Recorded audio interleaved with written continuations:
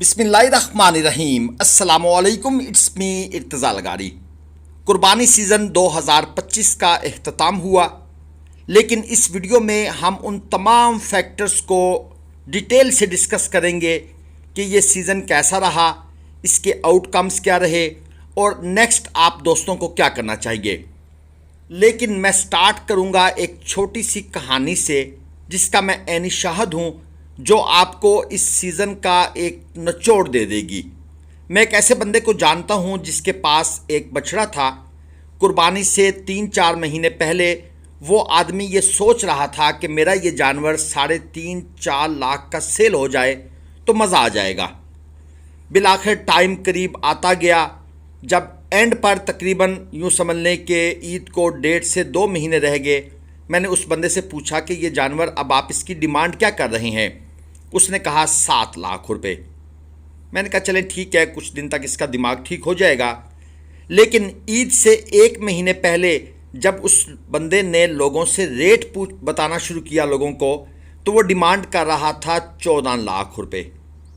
अब मैं परेशान हो गया कि यार ये जानवर तो मैक्सिमम 3-3.5 लाख रुपए का है और इसकी अपनी ख्वाहिश थी कि ये 4, सवा 4 तक, 4.5 तक बिक जाए, और आज ये 14 लाख रुपए डिमांड कर रहे हैं।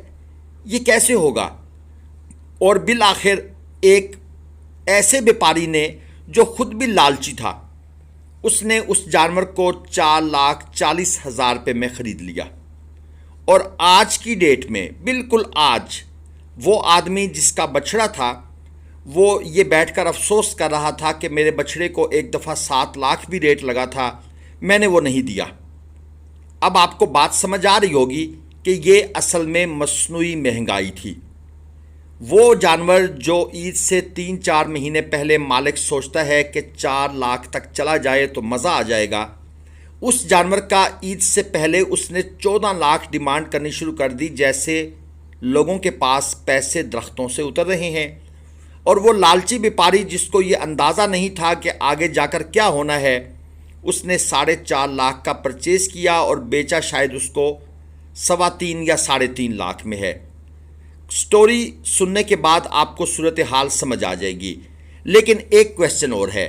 कराची में जो वीआईपी ब्लॉक है, ये जो अंकल सलीम टाइप के लोग थे जो मंडी में घूम रहे थे, इनके जो जानवर थे या वीआईपी ब्लॉक की जो सूरत हाल है उसका ठीक से पता नहीं चला। दोस्त अहबाब, इसके ऊपर भी ज़रा रोशनी डालेंगे। जो वहाँ जाते रहे हैं वहाँ क्या सूरत हाल थी।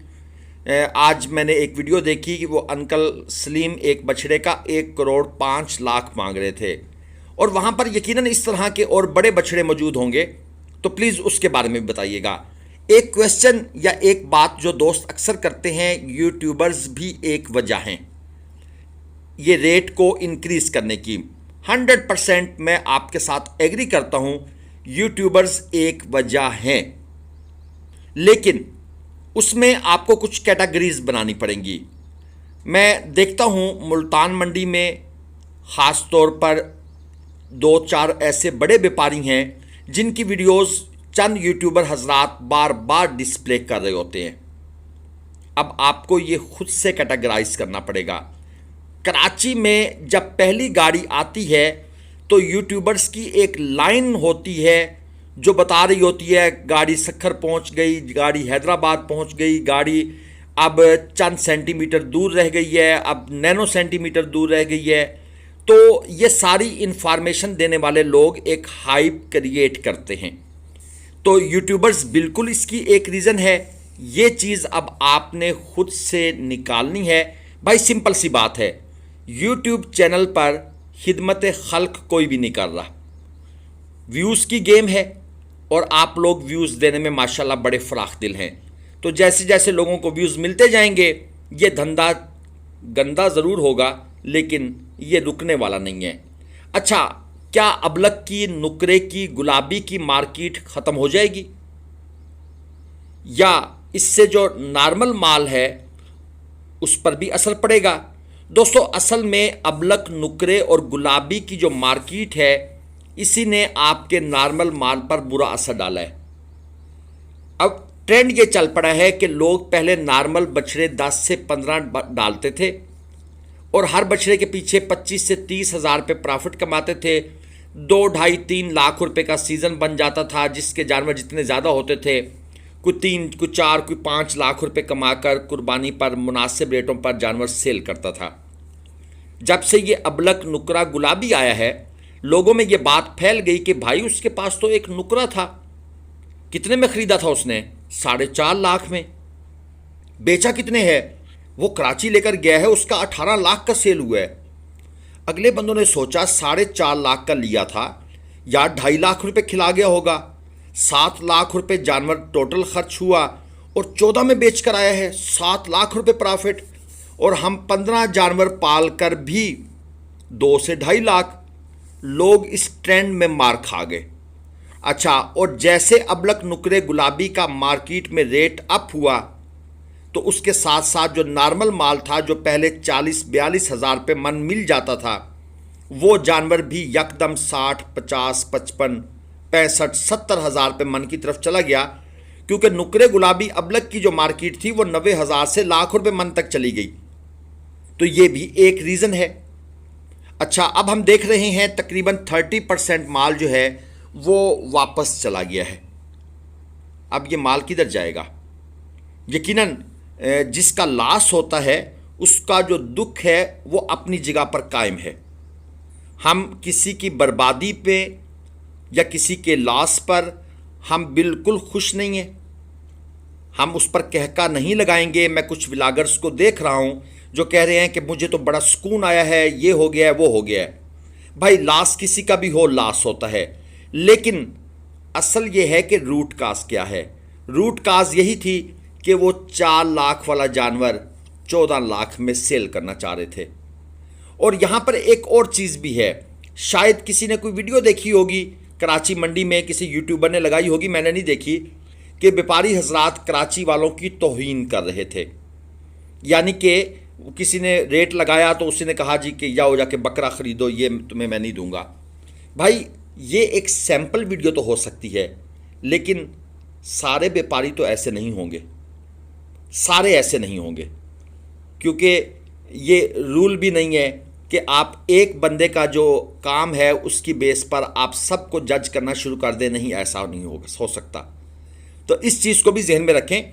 इसलिए आप जब भी किसी के बारे में राय बनाएं तो इस तरीके से राय ना बनाएं कि एक बंदे ने अगर कोई बात कर दी है तो आप सब के बारे में, यकीनन बीच में बहुत से फार्मर भी होंगे, बहुत से शरीफ लोग भी होंगे, तो सबका ऐसा जहन नहीं है।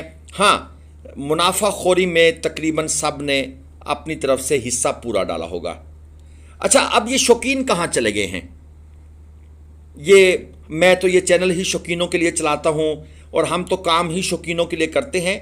ये शौकीन चले कहाँ गए हैं मुझे समझ नहीं आ रही। ख़त्म, गायब, बस शौक ख़त्म हो गया है? नहीं भाई, शौकीन अभी भी मौजूद खड़े हैं और ये अबलक नुकरे गुलाबी की मार्केट को ख़त्म नहीं होने देंगे। तो आप फार्मिंग ज़रूर करें अबलक नुकरे गुलाबी की, लेकिन महदूद पैमाने पर। जो ले सकता है उसको दे, अपना जायज़ प्रॉफिट रखेंगे, अगर उसको समझ आएगी तो लेगा। अदरवाइज़ जो न्यू कमर्स हैं, मेरी गुजारिश है कि बराए मेहरबानी नॉर्मल माल की दोबारा से फार्मिंग करें, अपनी असल पर वापस आ जाएं। जिस तरह आज से कुछ अर्सा पहले नॉर्मल माल ही ईद कुर्बान पर फ़रोख्त होता था। लोग 90 हज़ार का, 1 लाख का, 80 हज़ार का, 1.5 लाख का, 2 लाख का जानवर ख़रीद कर अल्लाह की राह में कुर्बान करते थे। एक और पॉइंट, मंडी में जो माल खड़ा करने का ख़र्चा है वो बहुत ज़्यादा है। यहाँ पर जो KCM है, कराची कैटल मार्केट, उनकी तरफ से व्यापारियों के साथ ज़्यादती हुई है। क्योंकि अगर आप एक एंगल को देखते रहेंगे वो गलत बात है। आप अगर बात मुनासिब करना चाहते हैं तो आपको सारे एंगल कवर करने पड़ेंगे। मंडी में जो जानवरों के एंट्री की पर्ची थी, वहाँ पर जो पानी था, वहाँ पर जो ड्रम दिए जा रहे थे, वहाँ पर जो लाइटिंग थी, इन सब चीज़ों के ऊपर मैं एक अलग से भी वीडियो बना सकता हूँ। लेकिन ये खर्चे भी इतने ज़्यादा थे कि बंदा जो कराची में माल लेकर जाता है उसकी आधी कमर ये खर्चे तोड़ देते हैं। और वो खर्चे फिर किस पर पड़ते हैं? वो कराची वालों पर पड़ते हैं। तो जो कराची कैटल मार्केट है, अगर उसको भी सस्टेन करना है नेक्स्ट ईयर, मैं बताता हूं कि ये सस्टेन क्यों नहीं कर सकेगी, तो भाई उसको भी ज़रा अपने जो अदाएँ हैं उन पर गौर करना पड़ेगा। पंजाब की मंडियों में माल बहुत तेज़ बिकता है, ये बात भी चलती है, बिल्कुल कोई शक नहीं। लेकिन भाई ख़रीदार भी तो आप लोग हैं ना। अगर आप इस नुकरे अबलग गुलाबी की गेम से बाहर निकलेंगे, बंदा जो कहता है मैं एक दफ़ा मंडी चला गया हूं, आज माल तेज़ है तो क्या करूं यार, कुछ आया हूं 2-4 ले जाऊं। हर बंदा यही सोचता है 2-4 ले जाऊं। ये 2-4 करते करते लोगों के 6-7 हज़ार जानवर सेल हो जाते हैं और एक ट्रेंड बन जाता है। अगर आप बाइकाट करेंगे कि सॉरी भाई इस रेट पर हमें वारे नहीं खाता, हम अब नहीं लेने वाले, तो ये जो पंजाब की मंडियों में एक तेज़ माल बिकने की जो एक रेस चल पड़ी है, आपके हाथ में है। आपने अपनी पावर दिखाई है, आप अपनी पावर दिखाएं। व्यापारी हजरात भी देहातों से, गांवों से, मंडियों से मुनासिब खरीदारी करें। अच्छा, अब जनाब जो फार्मर है इसने भी बहुत माल तैयार किया था और फार्मर ने माल आगे व्यापारी को बेचा है। सवाल यहां पर यह है कि क्या नुकसान फार्मर का हुआ है या व्यापारी का हुआ है? जो फार्मर हजरात हैं जिन्होंने जानवर पाले थे वो भी बताएं कितने % हैं, और व्यापारी का तो ऑफ कोर्स हुआ ही हुआ है। लेकिन जो मेरा एक नज़रिया है कि फार्मर अपना माल सेल कर चुका था व्यापारियों को, और कराची में जो मेन ज़्यादातर लोग गए हैं शायद 90% व्यापारी थे और 10% फार्मर थे। ये रेशो मैं कितनी गलत बता रहा हूँ कितनी सही बता रहा हूँ, ये हमारे जो व्यूअर्स हैं जो फार्मर भी हैं और व्यापारी भी हैं, ये इसका फ़ैसला वो अपने कमेंट्स करके नीचे करेंगे। अच्छा, अब ऐसा हुआ क्यों है? न्यू इन्वेस्टर दोस्तों इस फील्ड में बहुत ज़्यादा आ गए हैं। इतने इन्वेस्टर ज़्यादा आ गए हैं कि आप लोगों ने देखा होगा कि अब जो नादरन बाईपास मंडी है वहाँ पर लोग कम गए हैं। क्यों कम गए हैं? मंडी के खर्चे भाई। एक तो शहर से दूर वो उजाड़ जंगल में बना दी है मंडी।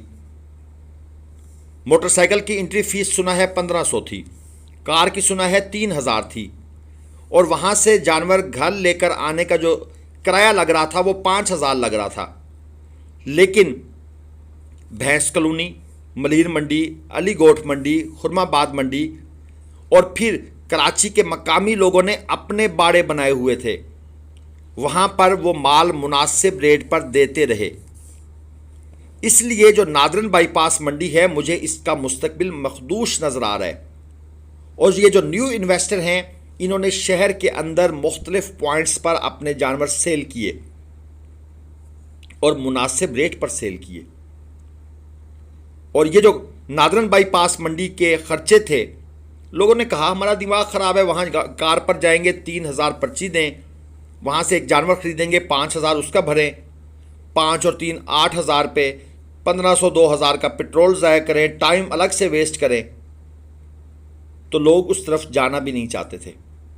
वहाँ पर एंड पर सिर्फ शिकारी लोग गए हैं, वरना लोगों ने माल अपना ख़रीद लिया था। ये मेरी एक राय है, आप बताएंगे गलत थी या ठीक थी। और एक और क्वेश्चन भी है, क्या मंडी को वापस सोहराब गोठ आ जाना चाहिए? अगर कराची की मार्केट को अब चलाना है, अगरचे गवर्नमेंट अगले साल इसके ऊपर सख्ती करेगी कि लोगों को शहरों के अंदर ये काम ना करने दें, मगर भाई जिसका अपना घर है, अपने पास उसकी ज़मीन है, 4 दीवारी है, उसमें वो जितने जानवर खड़ा करे कौन रोक सकता है? अब यहाँ पर एक क्वेश्चन था कि व्यापारियों का रवैया भी स्टार्ट में मुतकबराना था। जी बिल्कुल होगा।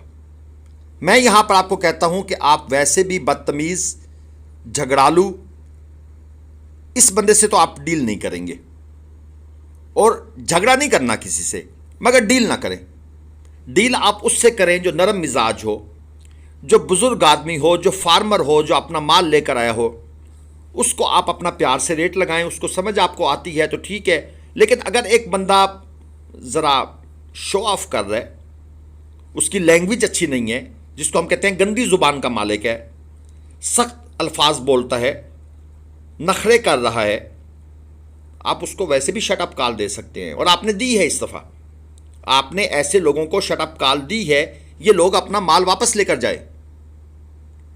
अच्छा, इसमें एक और चीज भी है। अब ये जो खीरा जानवर है इसका क्या बनेगा? ये जो इस साल अब नई खरीदारियां हैं, मैं देख रहा हूं मेरे पास बड़े मैसेज आ रहे हैं कि इर्तज़ा भाई खरीदारी करनी है, कुछ दिखाएं अबलक नुकरा गुलाबी। भाई सब्र कर लें, आपकी यही बेसब्री फिर से वही रेट बढ़ा देगी। तो ज़रा सुकून से काम लें, खीरे माल का रेट मुनासिब होने दें। ख़रीदारियाँ नहीं होंगी तो रेट डाउन होंगे। हाँ, जिन्होंने स्लाटर वाले जानवर लेने हैं उनके पास टाइम कम होता है, लेकिन उनकी वैसे भी रेंज स्लाटर हाउस के साथ डिपेंड करती है। तो जो स्लाटर का रेट निकलेगा उसके हिसाब से वो ख़रीदारी कर लेंगे। लेकिन भाई ये बकरे का क्या बनेगा? अगले साल बकरे की मार्केट भी क्या इसी तरह पिटेगी? और पिटनी चाहिए, क्योंकि ये जो राजनपुरी नुकरे और ये मक्खी चीनी और ये बीतल और ये टैडा, इनके रेट भी भाई यकदम एक आसमान पे चले गए हैं। और ये जो कजले शजले हैं, तो इस चीज़ पर भी थोड़ा सा आपने गौर करना है। आप बेशक इन्वेस्टर होंगे या आप शौकीन होंगे, लेकिन ये काम इज्तमाही तौर पर होता है, जिस तरह कराची वालों ने इस साल इज्तमाही तौर पर किया है। अच्छा, एक और रीज़न भी मेरे जहन में आती है। लोगों ने इस साल जो है ना वो माल नहीं खरीदा, सारा साल माल नहीं खरीदा, और आखिर में आकर व्यापारियों को उन्होंने कम रेट लगाकर हैरान और परेशान कर दिया। अक्सर मैं देखता हूं लोग कहते हैं कि भाई लोगों की कुव्वत खरीद नहीं रही। बिल्कुल ठीक है, ये कल बजट आया है, इस बजट के बाद तो हालात और डाउन होंगे।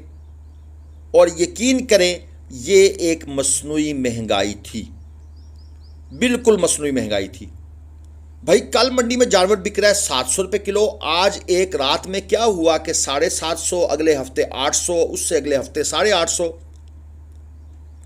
क्या आपने उसको कोई अजीबोगरीब चारा इंपोर्टेड मंगवा के खिलाना शुरू कर दिया? अच्छा, मैं एक क्वेश्चन करता हूं पंजाब के फार्मर से। ईमानदारी से अपना माहाना खर्चा बताएं। एक जानवर का आप माहाना खर्चा बताएं या एक दिन का खर्चा नीचे कमेंट कर दें। उस तरह नहीं जिस तरह कल परसों एक भाई ने कमेंट किया हुआ था कि भाई हमें तो 2000 पर आवर के हिसाब से पानी मिलता है। पता नहीं, शायद वो कुछ और कहना चाहते होंगे, लेकिन भाई लिखा तो यही था 2000/H। इसका मतलब तो यही बनता है भाई 2000 रुपये घंटा के हिसाब से पानी कहाँ मिलता है। इस तरह मत बताइएगा। बराए मेहरबानी, जो ईमानदारी से आपका खर्चा है वो भी हम लोगों के सामने रखना चाहते हैं, ताकि आपका जो जायज़ है वो भी आपको मिल जाए। तो मेरी फार्मर हजरात से रिक्वेस्ट है कि अपना एक नॉर्मल जानवर जो आप पाल रहे हैं, आप अपना डेली का खर्चा ज़रूर बताएं एक जानवर का, ताकि लोगों के सामने ट्रू पिक्चर आ जाए। और ये जो अबलक नुकरे गुलाबी है, इसकी फार्मिंग को बराए मेहरबानी रिड्यूस कर दें। कहीं नहीं लिखा कि नुकरे का सवाब ज़्यादा है अबलक से या अबलक का सवाब नुकरे से ज़्यादा है। इन चीज़ों को थोड़ा सा आप भी छोड़ दें। और ये जो न्यू बिज़नेस मॉडल है आप दोस्तों के लिए, वो मेरी तरफ से यही है। और मैं हमेशा अपने उन तमाम दोस्तों को, नीचे शायद कमेंट्स भी आ जाएं लोगों के, मैं उन्हें हमेशा यही कहता था कि भाई कट्टू प्लस कुर्बानी जानवर की फार्मिंग करें। और जिन लोगों ने कट्टू प्लस कुर्बानी जानवर की फार्मिंग की, उन्होंने अपना माल ईद से 15 दिन महीना पहले सेल आउट कर दिया, अपना जायज़ प्रॉफिट रखा। 15, 20, 30, 35, 40 हज़ार रुपये फी जानवर उनको बचत आई, उन्होंने अपना माल निकाल दिया। अगर आप पूरे साल की फार्मिंग करना चाहते हैं तो आप 2-3 अबलक गुलाबी स्टाइल के जानवर बेशक रखें। उनको अगर आप मुनासिब रेट पर देंगे तो वो बिल्कुल बिकेंगे, लेकिन ख़रीदारी मुनासिब करनी है।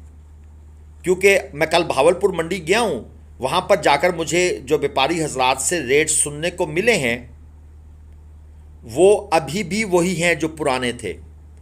उनमें मुझे कोई तरमीम होती हुई नज़र नहीं आई।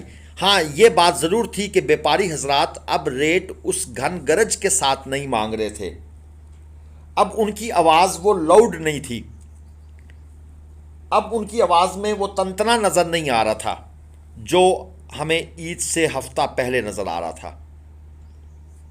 अब वो बारगेन करने के मूड में थे, लेकिन वो क्या कहते हैं, बंदा आदत से मजबूर होता है, जिसके मुंह को खून लग जाता है वो इतनी जल्दी कैसे छोड़ सकता है। तो व्यापारी हजरात को आदत थी 3 मन के जानवर का मांगने की, 3 लाख रुपए मन, तो उन्होंने भाई मांगना तो वही था। लेकिन ये अब आप पे डिपेंड करता है, आप फार्मर्स के ऊपर है, आप ख़रीदारों के ऊपर है। अगर आप स्पीड से काम लेंगे, जल्दी करेंगे और ज़्यादा ही जल्दी करने की कोशिश की, तो भाई फिर हालात वही हैं। मैंने कोशिश की है कि जो भी आस्पेक्ट्स थे, जो भी इस साल 2025 के मुख्तलिफ़ किस्म की बातें हमारे सामने आ रही थी, उन सब को एक वीडियो में कवर करूं। और मैं फिर से गुजारिश करूंगा उन तमाम दोस्तों से, भाई फार्मिंग मत छोड़ें, पाकिस्तान में इसका बड़ा पोटेंशल है।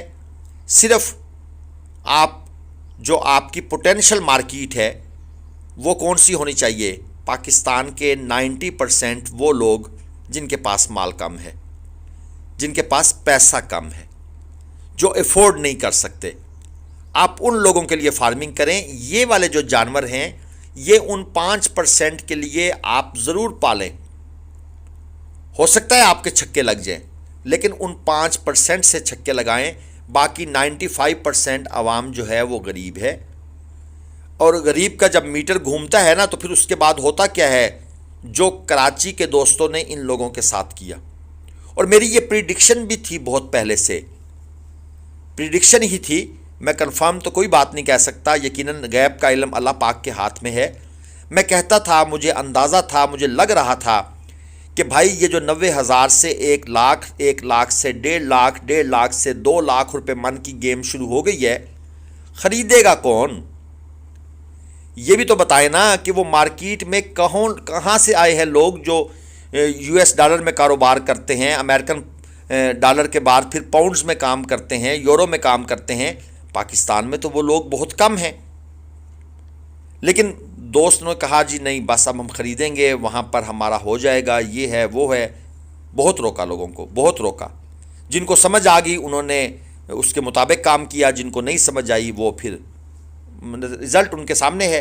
बहरहाल अगर कोई बात रह गई हो तो आप ज़रूर अपनी कीमती राय कमेंट सेक्शन में दीजिएगा। हम इंशाल्लाह ताला आपके फीडबैक के मुंतज़िर रहेंगे। चैनल को आपने सब्सक्राइब करना है, घंटी के निशान को प्रेस करना है। हम आपके लिए अपनी पूरी कोशिश करेंगे कि कम से कम रेट में आपको जानवर परचेज़ करवा कर दें। और एक और बात, दोस्त अक्सर पलाई का कहते हैं, मैं आज आपको लिख के देता हूँ, अगर आपके पास है पैसा ज़्यादा फिर तो करवा लें पलाइयाँ, लेकिन अगर आप पलाई पे जानवर रखवा कर उससे आप बेनिफिट लेना चाहते हैं, इस साल थे कुछ लोग वो मुश्तरका फार्मिंग वाले, वो कहाँ हैं? प्लीज़ कोई भाई जिसने वहाँ पर अगर पैसे इन्वेस्ट किए हैं ज़रा वो भी बताए कि उसकी बैलेंस शीट क्या निकली है। इन सबज़ बागों में मत आएँ। हाँ, आपके पास अल्लाह का दिया हुआ है, आपका शौक़ है, आप एक जानवर लेकर किसी फार्म पर खड़ा कर दें। लेकिन एक चीज़ बता दूं भाई, 15-16 किलो ज़िंदा लाइव वेट से ऊपर आपको किसी ने नहीं देना मुनासिब पैसों में। ठीक है जी, वो 30 किलो दे देंगे जनाब, 40 किलो दे देंगे, लाइव वेट आएगा जी मंथली, ये है वो है, ये सब बातें हैं। और बातें करने के लिए हमारी कौम बहुत तेज़ है। तो ये चीज़ भी मैं आपको गोश गुजार कर दूं पहले से ही, क्योंकि फैक्ट होता है, वो छुपता नहीं है। और अगर नहीं यकीन तो मैं आपको चंद ऐसे बंदों से भी मिलवा दूंगा जिन्होंने पंजाब के बहुत से पलाई सेंटर जो है ना वो घूमे हैं। तो ये चीज़ भी आपके जहन में होनी चाहिए। बाकी इंशाल्लाह हम जिस तरह आप दोस्तों के लिए पहले ख़रीदारियाँ करते रहे हैं, अब भी करते रहेंगे। दुआ में याद रखिएगा। अल्लाह हाफ़िज़। पाकिस्तान जिंदाबाद, पाकिस्तान पाइंदाबाद।